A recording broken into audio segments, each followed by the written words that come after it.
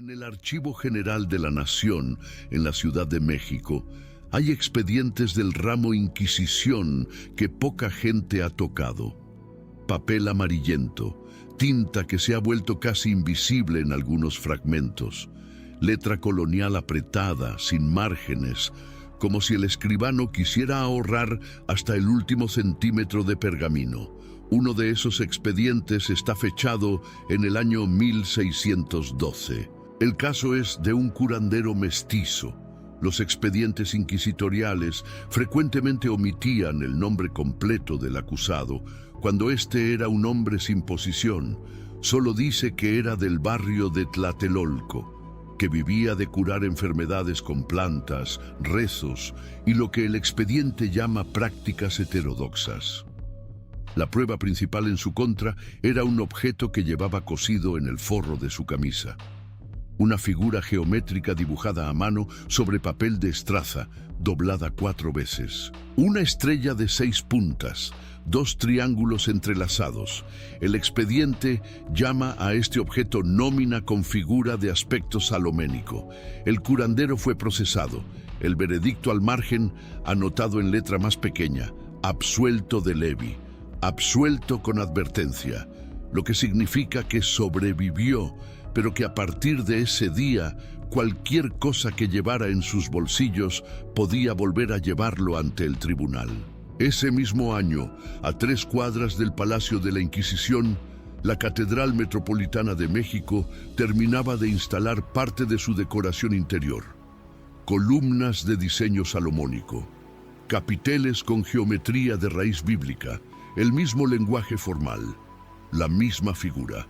La Inquisición procesó al curandero por un hexagrama en un papel doblado, y la iglesia que fundó esa Inquisición talló el mismo símbolo en piedra a 3 cuadras. No porque hubiera un error, no porque nadie se hubiera dado cuenta, sino porque el sello de Salomón nunca estuvo prohibido.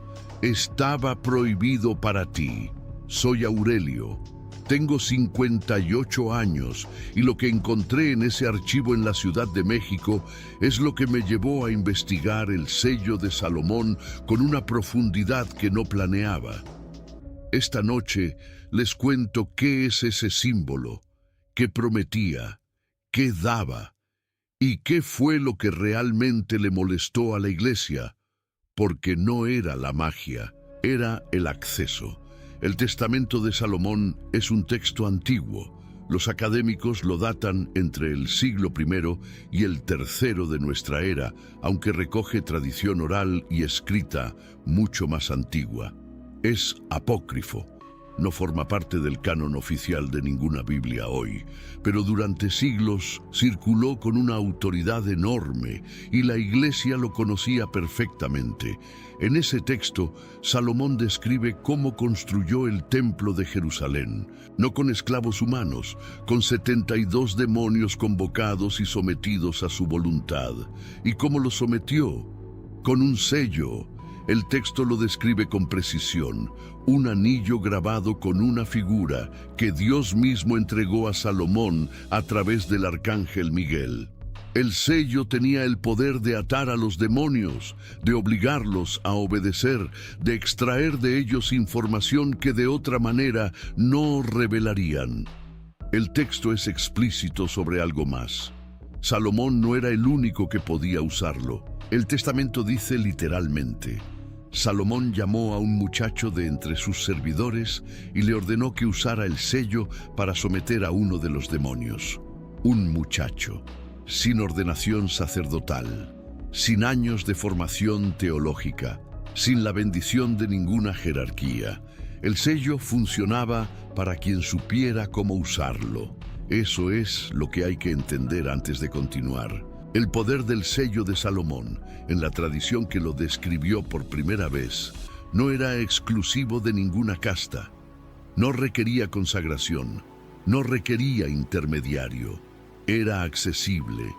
Y eso, mucho más que cualquier preocupación por la magia, fue lo que la Iglesia no pudo tolerar durante 13 siglos. Con los siglos, el sello mutó de forma. La tradición árabe medieval, los grandes traductores de los textos hebreos entre los siglos IX y XIII, transformó el pentáculo original en el hexagrama de 6 puntas, 2 triángulos entrelazados, uno apuntando hacia arriba y otro hacia abajo. Lo llamaron Khatam Sulaimán, el sello de Suleimán, que es como el Corán llama a Salomón. Esta forma hexagonal es la que la tradición judía adoptó siglos después como Magen David, el escudo de David, la que hoy reconocemos inmediatamente como la estrella de David. Pero antes de convertirse en símbolo nacional y religioso, fue algo más específico y más práctico. Era la figura central de un compendio de instrucciones para trabajar con fuerzas espirituales sin sacerdote, sin permiso, sin intermediario de ningún tipo. Ese compendio tiene nombre: la clavícula Salomonis, la clavis Salomonis, la llave de Salomón. El manuscrito más completo que se conserva hoy está en la British Library de Londres, catalogado como Miss Harley 3981, copiado en el siglo XVII pero que recoge tradición escrita de siglos anteriores. Contiene 44 sellos, 44 figuras geométricas, cada una con instrucciones precisas y poderes específicos. Protección en el viaje, curación de enfermedades del cuerpo, expulsión de espíritus que ocupaban casas o personas, revelación de cosas ocultas, protección de los hijos contra el mal, defensa contra enemigos visibles e invisibles, curación de los animales de labor, protección de los sembradíos y el procedimiento para cada uno, los materiales necesarios, los momentos apropiados. El texto fue escrito para ser usado, no para ser estudiado, no para adornarse en la biblioteca de un obispo, no para ser glosado por teólogos, para ser copiado, guardado, consultado, llevado encima, por cualquiera que supiera leerlo. Eso, precisamente eso, era lo que la Iglesia no podía aceptar. Piénsenlo desde la lógica del poder. Si un campesino de la Nueva España tenía la clavícula, o aunque fuera una sola página de ella, o un fragmento copiado a mano por alguien que había visto el original, podía hacer por sí mismo lo que el sacerdote monopolizaba. El vecino estaba perturbado, poseído, atormentado por algo que no podía nombrar. No había que ir al cura. No había que pagar la visita del párroco. Con el sello correcto y el procedimiento correcto, cualquiera podía intentarlo. La cosecha estaba amenazada. La clavícula tenía una figura para protección de lo que se siembra. La parturienta tenía complicaciones y la partera no llegaba a tiempo. El sello correspondiente según las instrucciones del texto. Un niño tenía fiebre que no cedía y el médico era un lujo inaccesible. El compendio saloménico describía procedimientos específicos para eso también. La clavícula era desintermediación espiritual. Esta palabra, desintermediación, es moderna. El concepto no lo es. La Iglesia era el intermediario entre Dios y el pueblo. La Iglesia sostenía ese papel, no solo en dinero, aunque también en dinero, sino en obediencia, en control moral, en la capacidad de decirle a cada feligrés: necesitas nuestra mediación para que lo divino te alcance. El sello de Salomón decía lo contrario. Decía: tienes acceso directo, aquí está el procedimiento. Eso no era solo herejía teológica, era un problema de poder. Un problema que la Iglesia decidió resolver en 5 pasos, a lo largo de más de 200 años. El primer paso documentado viene del Papa Inocencio VI hacia el año 1350, un decreto que condenaba el uso de sellos y caracteres mágicos de origen saloménico entre el pueblo llano. Noten las palabras, entre el pueblo llano. No se decretó que los sellos no existieran. No se afirmó que fueran ineficaces. No se negó que Salomón hubiera tenido el poder que los textos le atribuían. Se prohibió su uso fuera de los círculos que la Iglesia consideraba autorizados. El primer decreto no prohibió el símbolo, prohibió el acceso al símbolo para quienes no tenían posición suficiente. El segundo paso fue la Bula Summis Desiderantes Affectivus, emitida por el Papa Inocencio VIII en el año 1484. Esta bula autorizó a los inquisidores a perseguir con plena autoridad papal a quienes utilizaran pactos con el diablo, maleficios y caracteres prohibidos. La bula es la base legal que la Inquisición usaría durante los siguientes 3 siglos para procesar a curanderos, parteras, rezanderas, herbolarios y campesinos en toda Europa y en las Américas. Caracteres prohibidos. Una figura geométrica dibujada en un papel de estraza en el forro de una camisa. El tercer paso fue el Índice de Valdés, el catálogo español de libros prohibidos, emitido en 1559. La clavícula Salomonis entró explícitamente en ese catálogo. Poseerla era delito inquisitorial. Copiarla era delito inquisitorial. Distribuirla era delito inquisitorial. Tenerla en casa, aunque fuera un fragmento, aunque fuera una copia parcial, era suficiente para comparecer ante el tribunal. El cuarto paso fue el Índice Romano de 1599, el catálogo universal de la Iglesia que confirmó la condena de la clavícula sin excepciones, sin territorios donde estuviera permitida, sin categorías de usuarios autorizados fuera del clero. Y el quinto paso fue el Rituale Romanum de 1614, el manual oficial de los ritos de la Iglesia emitido por el Papa Paulo V. En ese documento el exorcismo quedó codificado como función exclusiva del sacerdote ordenado, no del curandero, no de la partera, no del herbolario que conocía los textos desde su infancia, del sacerdote ordenado, solamente. Cualquier forma de protección espiritual o de exorcismo practicada fuera del sacerdocio quedaba clasificada automáticamente como pacto con el demonio. 5 etapas. 264 años. Cada etapa cerrando un poco más la puerta para el que estaba abajo.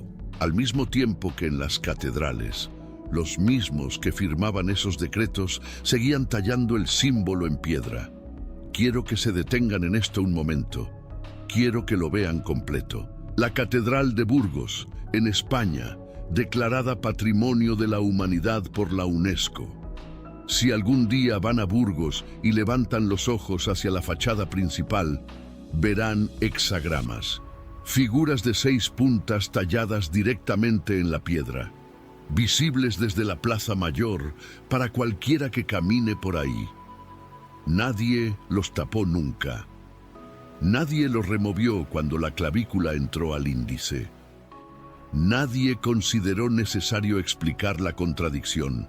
La Catedral de Valencia, los capiteles del crucero, los ventanales laterales, el mismo lenguaje geométrico de raíz saloménica que la Inquisición perseguía en los bolsillos de los campesinos valencianos de la misma época.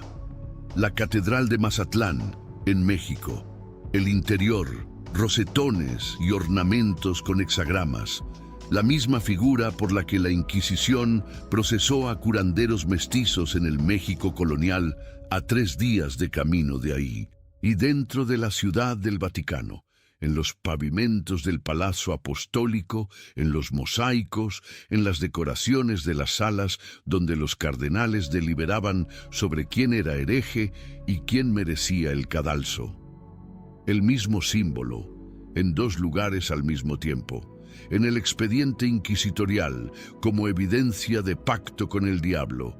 En la piedra de la catedral, como ornamento sagrado que nadie cuestionaba. La diferencia no era el símbolo, la diferencia era quién lo tenía. Y quién tenía el poder de decidir qué era sagrado y qué era crimen. Hay una historia de 1595 que ilustra esto con una claridad que me resulta difícil de atribuir a la coincidencia. En Granada, ese año, aparecieron unas láminas de plomo enterradas en una torre cercana al Sacromonte.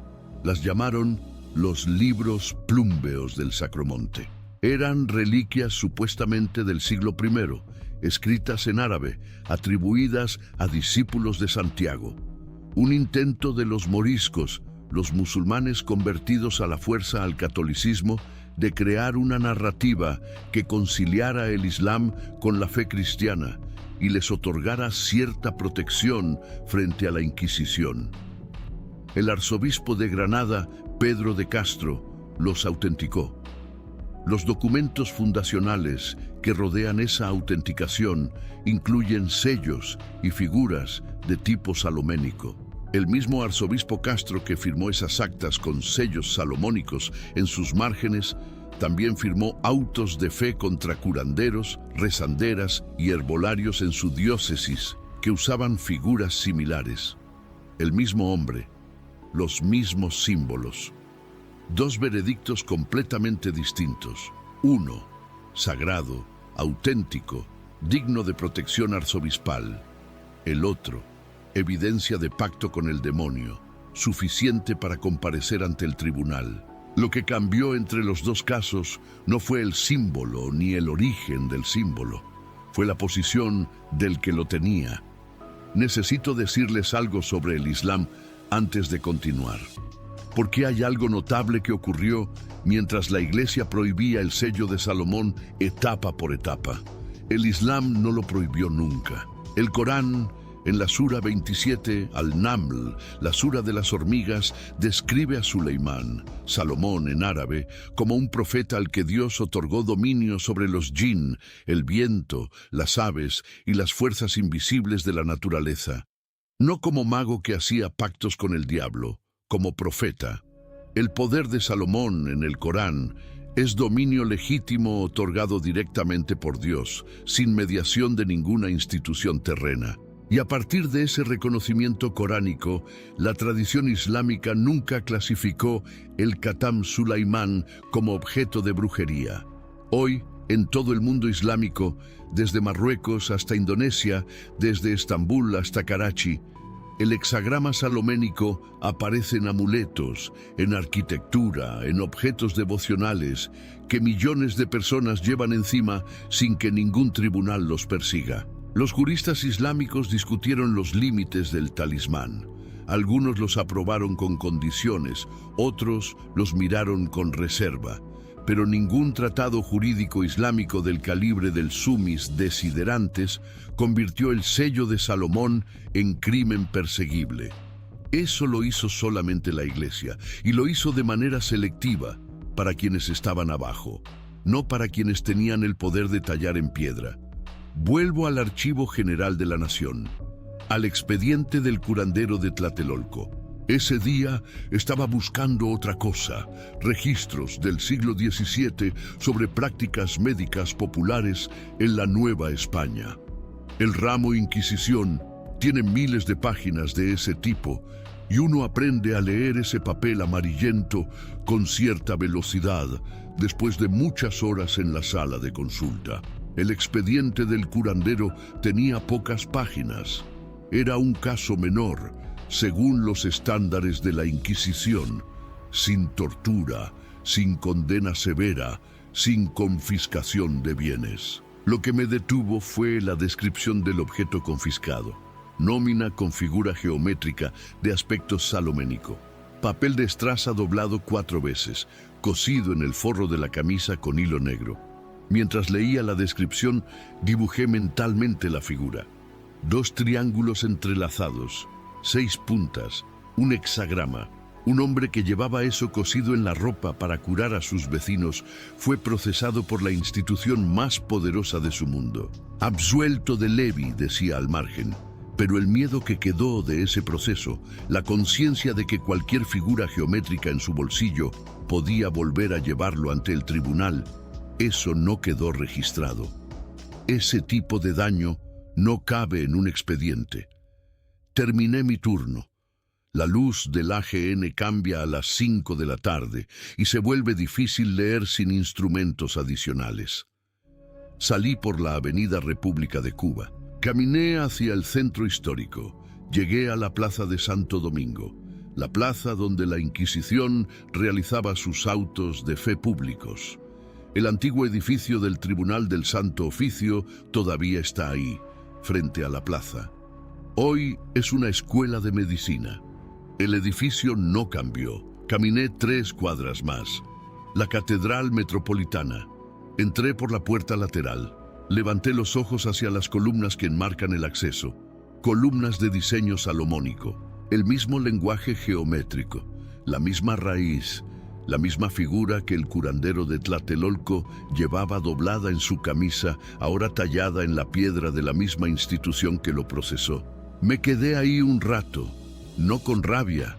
La rabia ya no me queda para esto. Con esa sensación fría que uno tiene cuando un documento confirma lo que había intuido, pero prefería no confirmar todavía. El sello de Salomón no fue prohibido porque era magia. Fue prohibido porque era acceso sin intermediario, porque el campesino que tenía la clavícula podía hacer lo que el sacerdote monopolizaba, porque la partera con una nómina en el bolsillo podía proteger sin pedir permiso al párroco, porque el curandero con un hexagrama en el forro de su camisa era una grieta en la estructura de autoridad que la Iglesia tardó siglos en construir y otros tantos en defender. El símbolo en la catedral no era contradicción involuntaria, era un mensaje claro para quienes supieran leerlo. El mensaje era: este símbolo pertenece a quienes tienen el poder de decidir qué es sagrado, no a ti. Eso nunca fue para ti. El testamento de Salomón dice que un muchacho sin formación pudo usar el sello, sin ordenación, sin seminario, sin la bendición de ninguna jerarquía. El Corán dice que Suleimán recibió dominio sobre las fuerzas del mundo como profeta de Dios, no como funcionario de ninguna institución creada por hombres. La clavícula Salomónis fue escrita para que cualquiera que supiera leerla pudiera usarla. El curandero de Tlatelolco probablemente nunca tuvo el libro completo. Probablemente solo tenía una figura copiada de alguien que había visto el original, o escuchado de alguien que lo había visto en esa cadena de transmisión oral y manual que la Inquisición intentó cortar durante 3 siglos. Intentó cortarla. No pudo cortarla del todo, pero sí pudo hacer que el curandero viviera el resto de su vida con el miedo de que cualquier figura dibujada en su ropa era suficiente para volver al tribunal. Díganme en los comentarios, ¿qué diferencia hay entre el curandero mestizo que la Inquisición procesó en 1612 por llevar un hexagrama dibujado a mano en un papel de estraza y los obispos que mandaron tallar ese mismo hexagrama en la fachada de sus catedrales? Porque yo, después de 20 años buscando esa respuesta en archivos de 3 países, solo encontré una. Él era pobre, y ellos tenían el poder de decidir qué era sagrado y qué era brujería. Piensen en eso esta noche.